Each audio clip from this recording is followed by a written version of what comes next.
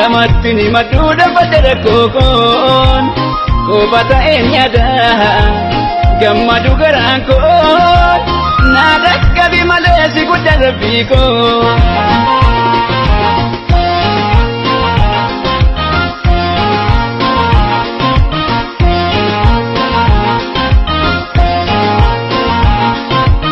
Halkan kun bareedite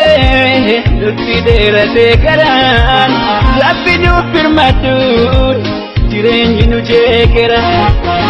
akka jirruutaan jirra rakkoo farkan kennine halkanii guyyaa yaannaan dhalannee takkante yoo wajjinne nyaanne daasee nufanne yoo beelofne nyaanne ifaanye maaliif hin baqanne yoo jiru nu taane jiru yoo dandeenye asenne wantuma fi kenne hiilanne yoo funeen wanta keenya dhabne harkaan baatisa eeyyama eeggane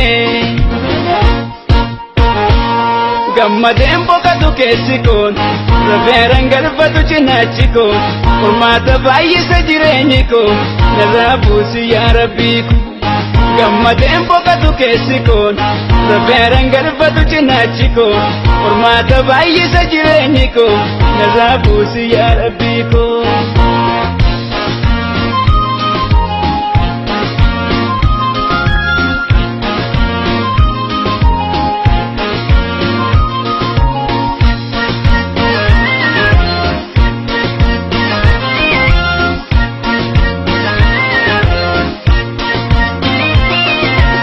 Hetui me fitu baye chitinko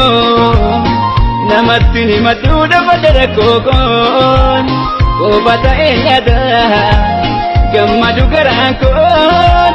Nadak kabi malesi kudara bikon Hetui me fitu baye chitinko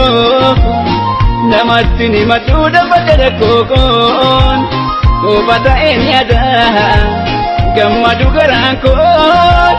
Nadak kabi malesi kudara bikon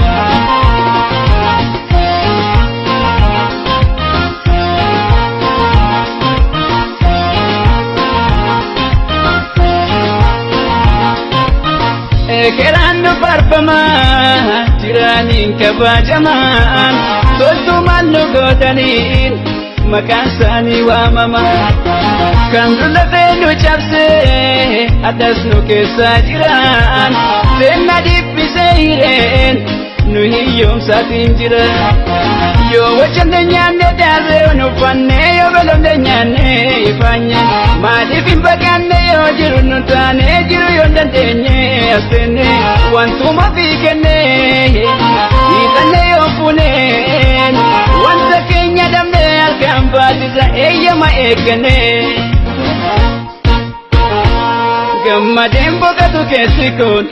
rafeeran galfatu cinaachi kun furmaata baay'isa jireenyi kun narraa buusi yaa rabbii kun gammadeen boqatu keessi kun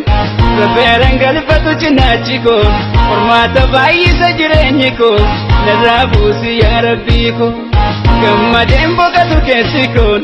rafeeran galfatu cinaachi kun furmaata baay'isa jireenyi kun